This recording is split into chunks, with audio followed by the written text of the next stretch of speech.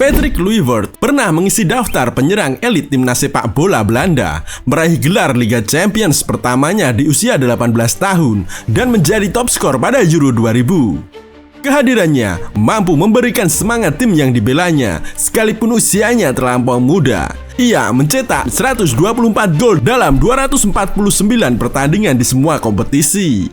Perjalanan hidup Kluivert juga diwarnai kontroversi. Pada 1995, ketika berusia 19 tahun, namanya berada di peringkat kelima Ballon d'Or. Pada tahun yang sama, dia menabrak orang ketika mengendarai mobil dengan kecepatan tinggi. Jadi, apa kalian sudah siap untuk mendengarkan kisahnya? Siapkan dulu kopi kalian dan inilah Patrick Kluivert, salah satu striker terbaik dalam sejarah sepak bola.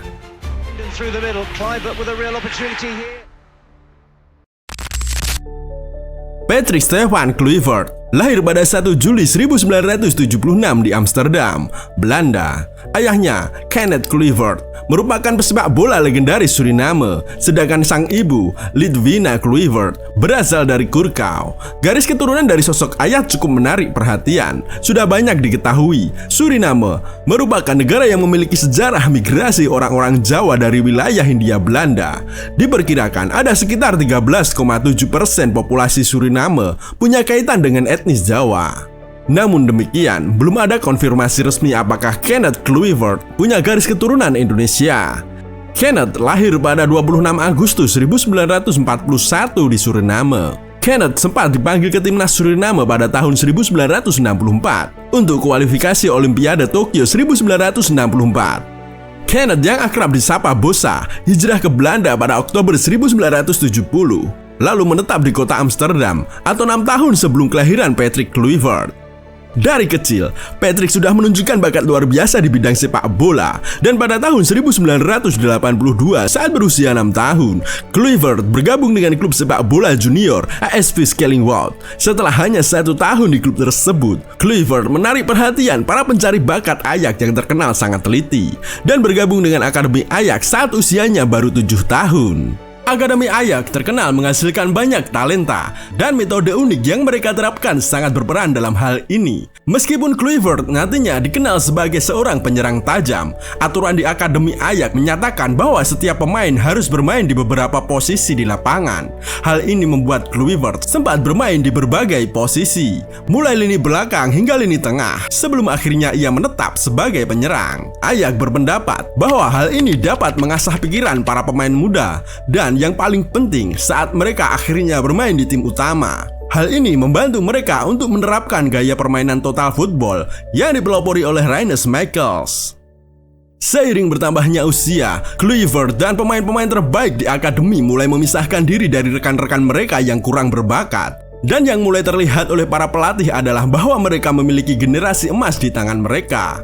Edwin van der Sar, Edgar Davids, Clarence Seedorf, Mario Melchior, dan Kluivert sendiri semuanya memiliki usia yang mirip dan sangat berbakat. Bersama-sama, mereka akan membentuk inti dari tim yang akan menjadi bagian dari salah satu kisah sepak bola yang paling mengharukan. Setelah berkompetisi di tim junior Belanda, Kluivert berhasil membuat Van Gaal terkesan dan memberinya kesempatan bermain di tim utama. Biasanya, seorang manajer akan menurunkan pemain muda dalam pertandingan yang tidak terlalu penting, di luar tekanan besar. Misalnya, dalam pertandingan persahabatan, pramusim, atau laga di salah satu kompetisi piala, tapi tidak dengan Van Gaal. Pada 28 Agustus 1994, saat usianya menginjak 18 tahun, Patrick Kluivert memulai langkah pertama dalam karir profesionalnya. Ia justru memulai debutnya dengan pemain inti di Piala Super Belanda. Lawannya tidak lain adalah rival berat mereka, Feyenoord. Sebagai penggemar Ajax seumur hidup, ini adalah momen yang sudah lama diimpikan oleh Kluivert. Momen seperti ini biasanya bisa membuat pemain yang lebih berpengalaman pun merasa gugup. Tapi tampaknya itu tidak mempengaruhi Kluivert. Bahkan ia tampak semakin bersemangat. Begitu pula seluruh tim Ajax. Mereka unggul 2 gol dalam 20 menit pertama. Pada menit ke-25, Ajax kembali menyerang. Vinnie de George memimpin serangan dan mengirimkan umpan silang ke Kluivert yang berhasil diarahkan dengan indah ke sudut gawang untuk mencetak gol pada debutnya. Kluivert jelas cukup berbakat untuk mendapatkan tempat utama secara reguler. Di Eredivisie, ia membuat 25 penampilan sepanjang musim, mencetak 18 gol, di mana itu adalah gol terbanyak untuk tim. yang turut membantu perjuangan meraih gelar juara. Statistik ini bisa membuat orang lupa bahwa ini adalah musim pertama seorang pemain berusia 18 tahun yang baru memulai karir profesionalnya. Perjalanan menuju final Liga Champions 1994-1995 menjadi bonus yang tak terlupakan bagi tim. Meskipun dihormati, mereka tidak dianggap sebagai ancaman utama. Beberapa bulan kemudian, tim muda ini akhirnya menuju Wina dengan kesempatan meraih trofi Liga Champions keempat mereka untuk menghadapi AC Milan asuhan Fabio Capello pada 24 Mei 1995. Di kompetisi Eropa, Kluivert hanya berhasil mencetak 1 gol saat melawan AEK Athens yang membuatnya harus duduk di bangku cadangan saat susunan pemain untuk final diumumkan. AC Milan adalah lawan yang menakutkan, tetapi Kluivert yakin pada dirinya sendiri. Dari tempat duduknya di bangku cadangan, sang remaja punya kesempatan untuk mengamati di mana ia bisa memberikan kontribusi jika dimasukkan melawan Rossoneri. Dengan sabar, ia menunggu saat pertandingan berlangsung di depannya. Jerry Litmanen yang bermain di depannya kesulitan menembus pertahanan Milan yang terkenal kokoh. Hingga akhirnya Van Gaal mengganti Litmanen dengan Kluivert. Pada menit ke-70, Kluivert masuk ke lapangan. Hanya 15 menit setelahnya, ia berhasil mencetak gol ke gawang Milan yang dijaga oleh Sebastiano Rossi. Gol itu memastikan kemenangan Ajax dan meraih trofi Liga Champions. Pada usia 18 tahun, 10 bulan, lebih 23 hari, Kluivert menjadi pemain termuda yang pernah mencetak gol di final Liga Champions. Saat peluit akhir berbunyi, Kluivert terlihat sangat terharu. Ia menangis di lapangan, merasakan emosi momen yang luar biasa itu, di mana seluruh dunia menyaksikannya. Namun kebahagiaan itu tidak berlangsung lama. 4 bulan setelah final Piala Eropa, terlibat dalam kecelakaan mobil yang merenggut nyawa pengemudi lain. Pengemudi tersebut adalah Martin Pattman, seorang ayah berusia 56 tahun yang juga penggemar Ajax seumur hidup. Mobil itu datang begitu cepat, kami bahkan tidak melihatnya. Saya sangat bersyukur suami saya tidak merasakan sakit atau ketakutan, kata Henny Pattman, istri korban yang juga terluka dalam kecelakaan itu. Kluivert mengirimkan surat kepada kami setelah itu, tetapi suratnya sangat pendek, seperti surat yang ditulis oleh gurunya. Dalam persidangan, terungkap bahwa Kluivert tidak mengonsumsi alkohol saat kecelakaan. Kasus kemudian berfokus pada kecepatan berkendara. Ternyata, Kluivert mengemudi dengan kecepatan 88 km per jam di zona yang seharusnya hanya 56 km per jam. Akhirnya, ia dinyatakan bersalah karena menyebabkan kematian akibat mengemudi berbahaya dan dijatuhi hukuman 240 jam kerja sosial. Ada sesuatu dalam diri saya yang patah. Saya tidak akan pernah bisa benar-benar bahagia lagi. Anak dalam diri saya telah mati. Itulah kata-kata Kluivert setelah persidangan selesai. Ia harus menghadapi ejekan pembunuh di pertandingan tandang dan berjuang melawan depresi akibat keterlibatannya dalam kecelakaan tersebut yang sangat sulit ia atasi. Insiden tersebut menutupi musim 95-96 Kluivert, di mana ia mencetak 15 gol dalam 28 pertandingan, menjadi pencetak gol terbanyak Ajax dan tampil luar biasa melawan Real Madrid di Liga Champions.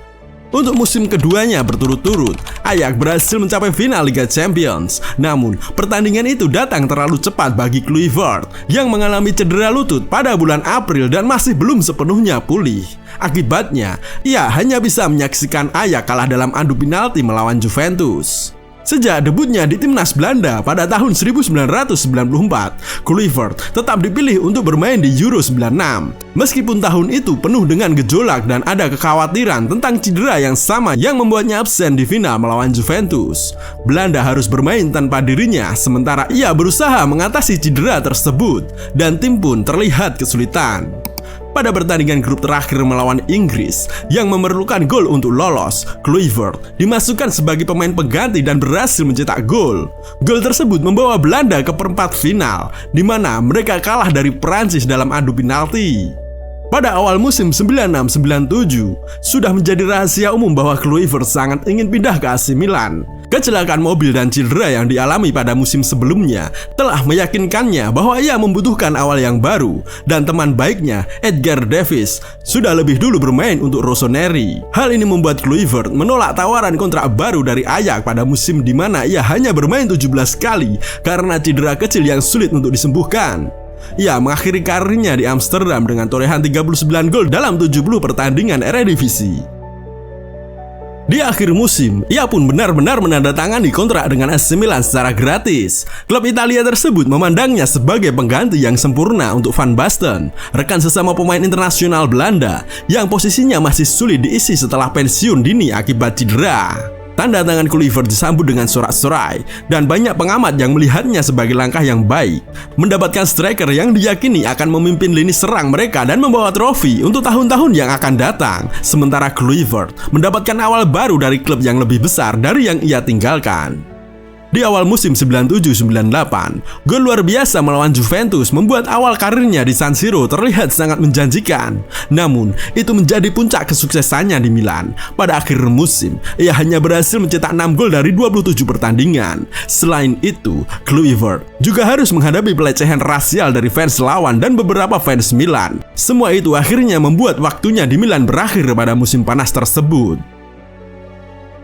Meskipun menghadapi kesulitan di Italia, reputasi Kluivert tetap tinggi di Belanda. Ketika pengumuman skuad Piala Dunia 1998 diumumkan, nama Patrick Kluivert masuk dalam daftar. Tim yang berangkat di Prancis itu di atas kertas adalah salah satu tim terkuat yang pernah dimiliki Belanda, dengan pemain-pemain seperti Van der Sar, Jaap Stam, Frank de Boer, Clarence Seedorf, Mark Overmars, dan Philippe Cocu. Ditambah dengan bintang-bintang alami seperti Dennis Bergkamp dan Patrick Kluivert.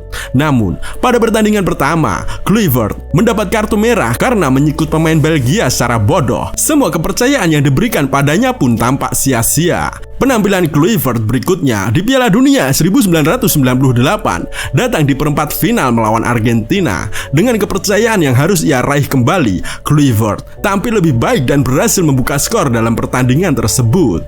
Laga itu akan selalu dikenang karena gol indah Dennis Bergkamp yang menjadi salah satu momen paling ikonik dalam sejarah turnamen tersebut. Di semifinal, Belanda bertemu dengan Brasil, juara bertahan saat itu, di Marseille. Setelah tertinggal 1-0 akibat gol Ronaldo pada menit ke-46, Belanda berjuang untuk mengejar ketertinggalan menjelang akhir pertandingan. Ketika bola mencapai Ronald de Boer di sisi kanan, ia melepaskan umpan silang yang berbahaya dan Kluivert berhasil menyundul bola dengan kuat untuk menyamakan kedudukan. Namun, gol itu sia-sia karena Belanda akhirnya tersingkir melalui adu penalti.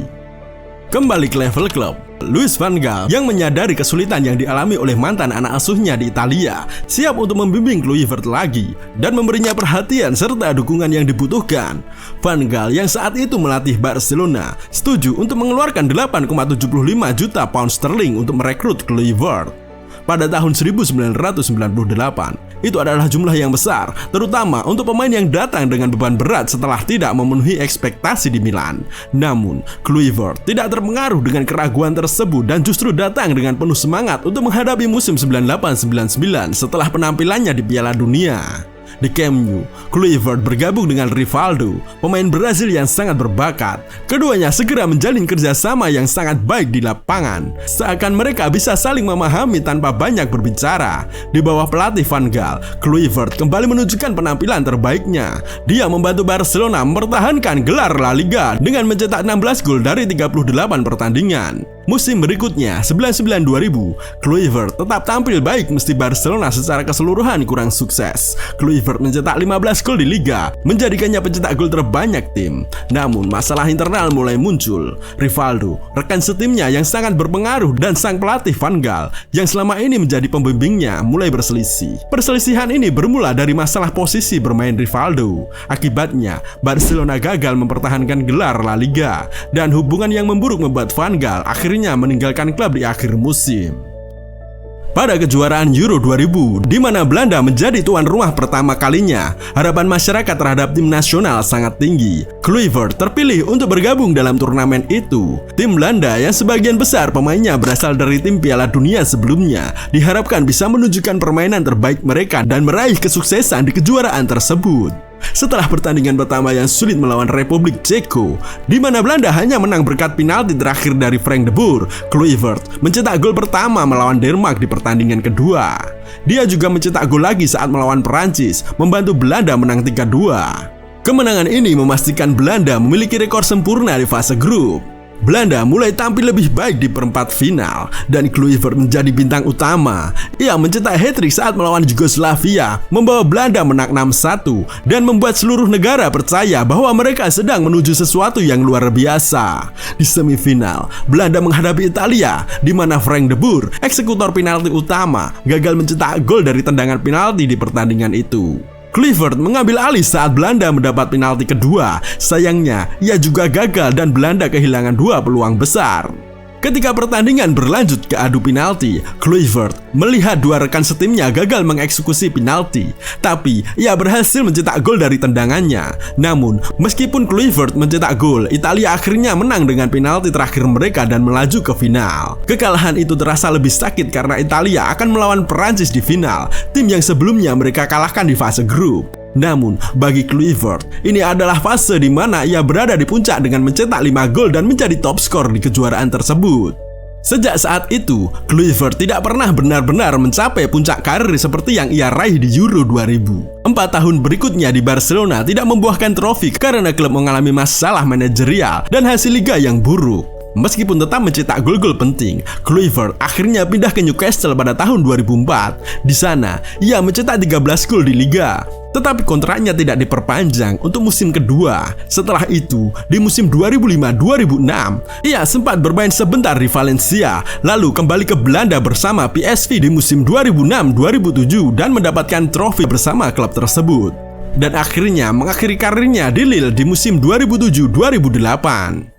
Setelah pensiun, Kluivert mengambil berbagai posisi kepelatihan untuk memperluas pengetahuan manajemennya. Alih-alih langsung terjun ke dunia manajemen dan mengambil pekerjaan besar yang seharusnya bisa didapatkan berkat namanya, ia memilih untuk mendidik dirinya sendiri dengan mengambil posisi sebagai pelatih atau asisten. Pada Piala Dunia 2014, ia menjadi asisten Louis van Gaal yang sangat pas mengingat semua yang telah mereka lalui bersama. Untuk waktu yang singkat, ia juga menjadi manajer Curaçao, negara kelahiran ibunya. Saat ini, nama Kluivert tetap hidup melalui putranya, Justin Kluivert yang juga berbakat. Karir Kluivert yang akan selalu dikenang, terutama berkat prestasinya di final Liga Champions 1995, tetap menjadi sebuah kehormatan bagi mereka yang cukup beruntung menyaksikan insting mencetak gol yang luar biasa dari seorang maestro Belanda yang benar-benar istimewa. Terima kasih sudah menonton dan sampai jumpa di video selanjutnya.